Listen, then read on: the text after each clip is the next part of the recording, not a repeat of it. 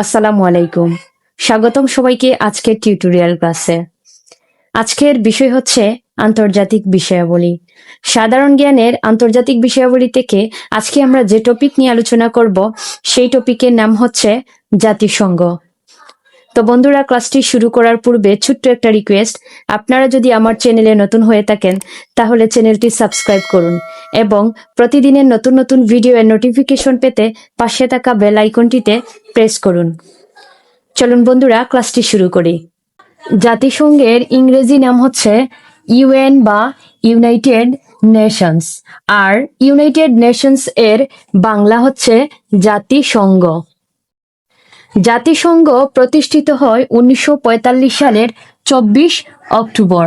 এই জন্যে এই 24 অক্টোবরকে জাতিসংঘ দিবস বলা হয়।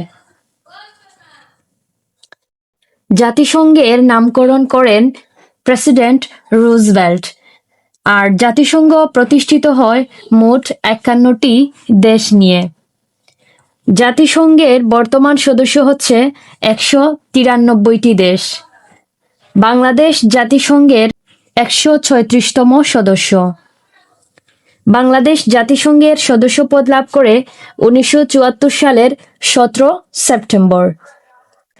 জাতিসংঘের স্থায়ী সদস্য হচ্ছে 5টি দেশ, যথা ইউকে, ইউএসএ, ফ্রান্স, রাশিয়া এবং চীন। আর জাতিসংঘের অস্থায়ী সদস্য দেশ হচ্ছে মোট 10টি। জাতিসংঘের সদর দপ্তর অবস্থিত রয়েছে নিউ ইয়র্কে। জাতিসংঘের মূল মন্ত্র বা মটো হচ্ছে এই পৃথিবী আপনার। জাতিসংঘ গঠনের উদ্দেশ্য হচ্ছে আন্তর্জাতিক শান্তি ও নিরাপত্তা নিশ্চিত করা। জাতিসংঘ সনদ স্বাক্ষরিত হয় 1945 সালের 26 জুন। আর এই জাতিসংঘ সনদটি স্বাক্ষরিত হয়েছিল সান ফ্রান্সিসকো সম্মেলনে। জাতিসংঘ সনদে মোট অনুচ্ছেদ আছে 111টি এবং ভাগ বা অধ্যায় রয়েছে মোট 19টি। জাতিসংঘ সনদের রচয়িতা হচ্ছেন আর্চিবাল্ড ম্যাকলেইস। জাতিসংঘের দাপ্তরিক ভাষা হচ্ছে মোট 6টি, যথা ইংরেজি, চীনা বা চায়না, ফ্রান্স, রুশ বা রাশিয়া এবং স্প্যানিশ।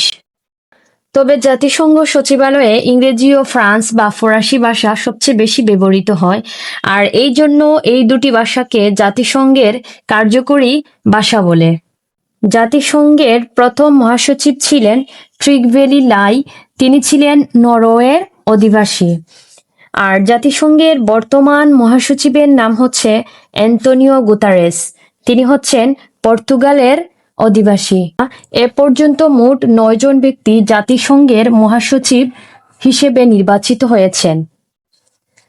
বিমান দুর্ঘটনায় মারা যান জাতিসংঘের যে মহাসচিব, ওনার নাম হচ্ছে ড্যাগ হ্যামারশোল্ড। বন্ধুরা, জাতিসংঘ একদিনে গড়ে ওঠেনি। বিভিন্ন সম্মেলনের মাধ্যমে ধীরে ধীরে আজকের এই জাতিসংঘ একদিন গঠিত হয়েছিল। তো বন্ধুরা, কোন কোন গুরুত্বপূর্ণ সম্মেলনের মাধ্যমে আজকের জাতিসংঘ গঠিত হয়েছিল সেই সম্মেলনগুলো সম্পর্কে আমরা এখন একটু জানব। গুরুত্বপূর্ণ সম্মেলনগুলোর মধ্যে রয়েছে লন্ডন ঘোষণা, যেটি হয়েছিল 1941 সালে। আটলান্টিক সনদ, এই সম্মেলনটি হয়েছিল 1941 সালে। মস্কো সম্মেলন, এটি হয়েছিল 1943 সালে। ইয়াল্টা সম্মেলন, এটি হয়েছিল 1945 সালে।